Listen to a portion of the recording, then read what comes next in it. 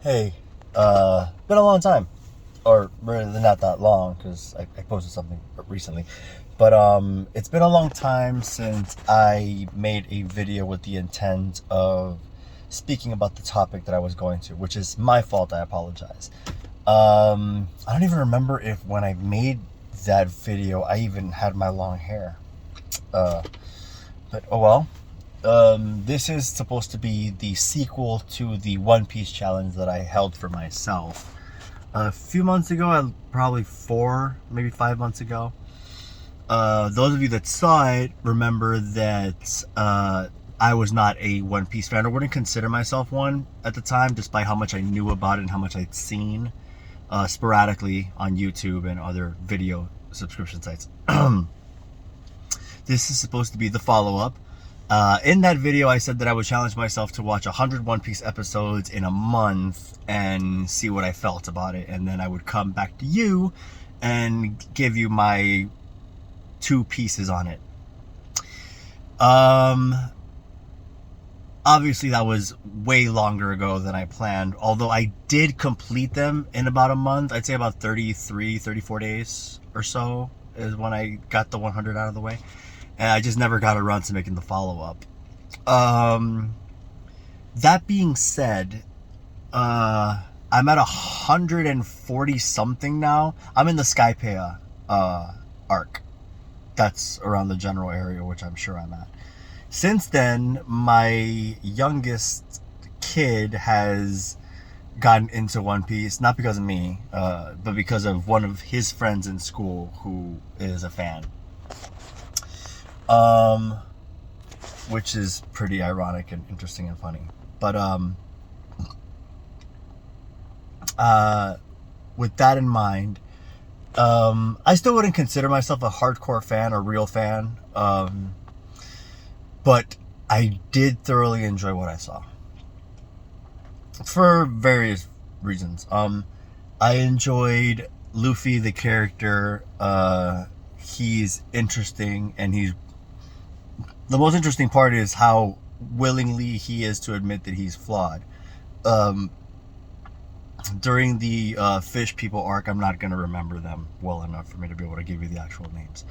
But when he first met Nami and the fish people pirate crew that was inhabiting the area she was living in, him being willing to say that he wouldn't be able to do all of this by himself, which is why he has a crew, and that really struck me, because a lot of main characters, while they may not necessarily be fiercely independent people, very rarely are they willing to admit how badly they need those around them to succeed. So that really struck me. I still am not a big fan of Nami or Usopp for the same reasons. I imagine that during the time skip and as time progresses, they become more well-rounded and balanced characters while still obviously being the core of who they are. So while I may not necessarily warm up to those 2 characters, it's entirely possible that I'll start to see them in maybe a brighter light than I currently have. My favorite character hasn't even really appeared yet, and that's just because I've read into the future of the anime deeply enough for me to have a favorite character that far in. But my favorite character is Trafalgar Waterlaw. So it's going to be a while before I get there, as far as I know. I didn't really pinpoint what episode he first appears. That said, am I going to do another 100 episode challenge in a month? I don't know. I might.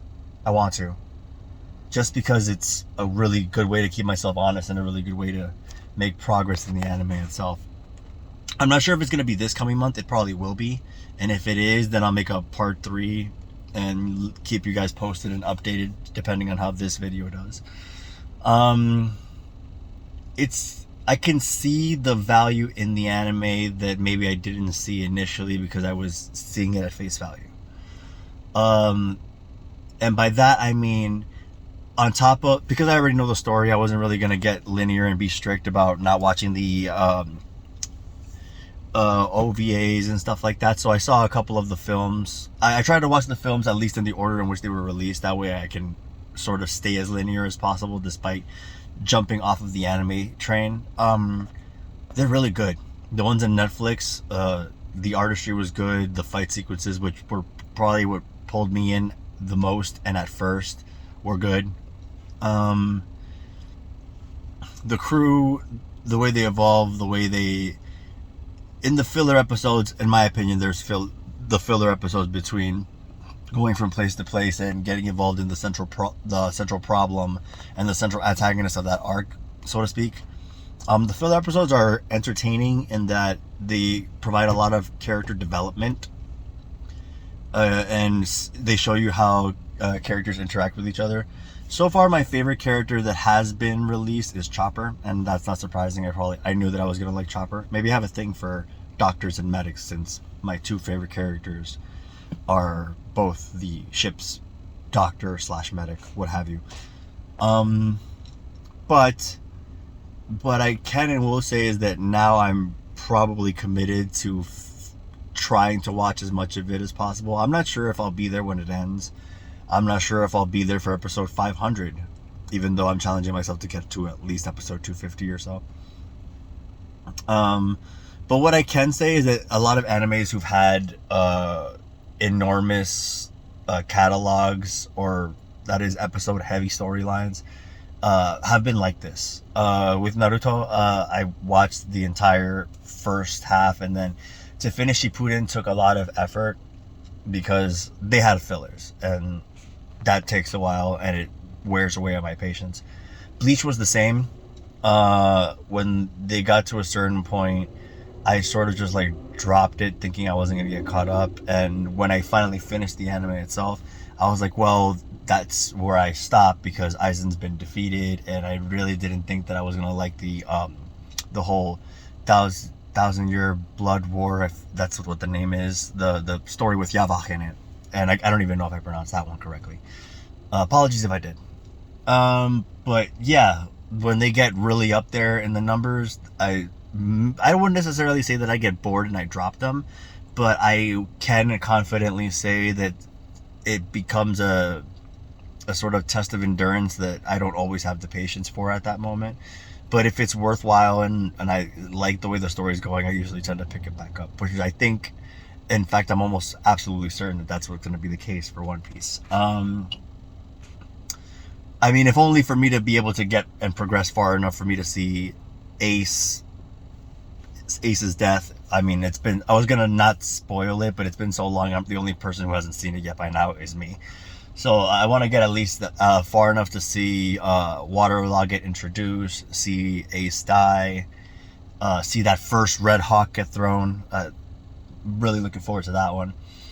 But I absolutely want to, my idea is that at the very minimum, I want to get to Dressrosa with Don Quixote Doflamingo, because that story is amazing and that fight is top tier, at least in my opinion.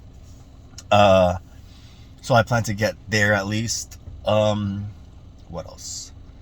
Yeah, chances are by this time next month, or this time at the end of next month, I should be well within the 250s if I do take the challenge, which I probably will.